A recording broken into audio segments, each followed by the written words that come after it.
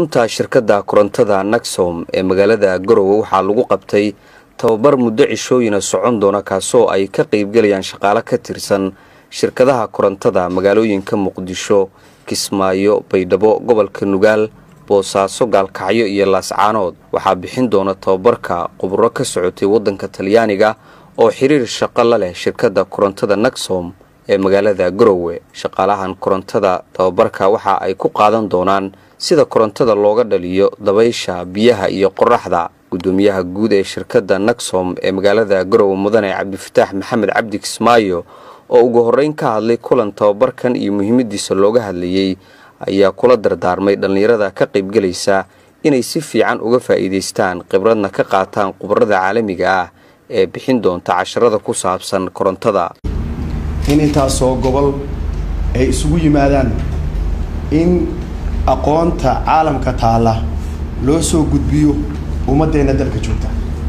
ujeedka ugu weyn ee tababarka la doonaya waxay tahay in maadaama energy life-ka la xiriiro ummadda wadanka joogtaana ay burbu ku jirtay 20 sano ee la soo dhaafay aqoontaas in loo soo gudbiyo dadka aqoontaan bartay ha aadan technicians ha aadan engineers. arrinka noocaana 30 sano ee wadanku burburka ahaa ma suuroobin. waxay ahayd neeg shirkad private oo shaqeysa way ku koobi kartay inay tiraahdo hay'adda la shaqeynaysa 2 ama 3 qof oo injineerada yada ah baanu rabnaa inaad wax bartaan. laakiin waxaa noo muuqatay roolkii noocaan ahaa ciddii involvedka ku ahayd oo la doonaya inay qaadato inaysan marna dhicin in bulshadii la isugu keeno على الأقل يوم سبرتان أقونتي سوق البيان وحي أقونا على شركة مركا بيس كأنو دوني إن أوتبوت كأنو كصوب شركة توبرك وحويه توبرك بيس كأنو إنه كصوب وحويه أقونتي عالم كجرتي إن لو سوق البيان دتكي لوكال كنورا تاسنا ما أنت واحد سومالي ومثلية دتكي نصيب قوي شيء إني ماشي جوجان أرنكاس مركا واحد بيس وقع إن هتسيسان أهمية boqolkiiba boqol ah inaad weelaysaan inaad idinka laftigiinu aqoonta iyo garaadka dadka Allah kama sabi subhanahu wa ta'ala aad dhaafsataan xogta lagu mashquulo muddada kooban ee aan wada joogno in qofka kale waxa uu ku dhaamo u kordhiyo. Engineer Ivo oo ah khabiir ku takhasusay korontada una dhashay wadanka Talyaaniga ayaa sharaxaya faa'iidooyinka ay bulshada Soomaaliyeed u leedahay korontada laga dhaliyo dabaysha, biyaha iyo qoraxda. Grazie a tutti voi che siete qui, sono molto emozionato.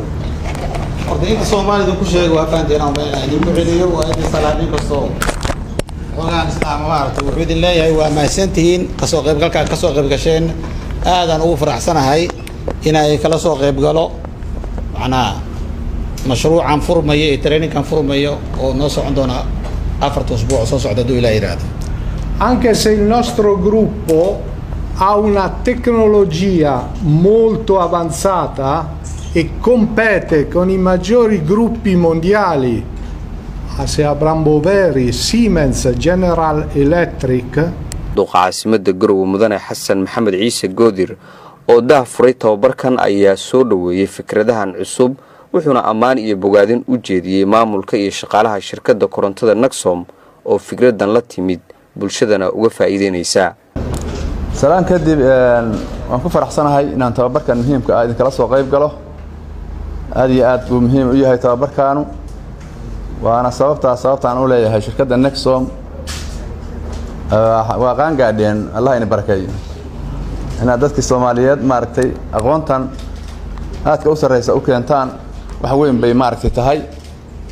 hadee iyagana waa u mahadcelinayaa shirkadda Elfi maaragtay energy ee Talyaaniga iyadana waa u mahadcelinayaa aqoonta ay gelisay iyo maaragtay juhdiga ay gelisay Naxom aad baan ugu mahadcelinayaa ay shaqada la qabatay. iyo haddana maaragtay dadka Soomaaliyeed gobolada kala duwan jooga hawshan ku mashquulsan inay maaragtay aqoon tii ay u baahnayeen siinayaan waa sababta iyadana taan ugu mahadcelinayo. Maxamuud Cabdinaasir Maxamed Soofiisane raadiyaha iyo telefishinka dawlad goboleedka Jubbaland magaalada Garowe.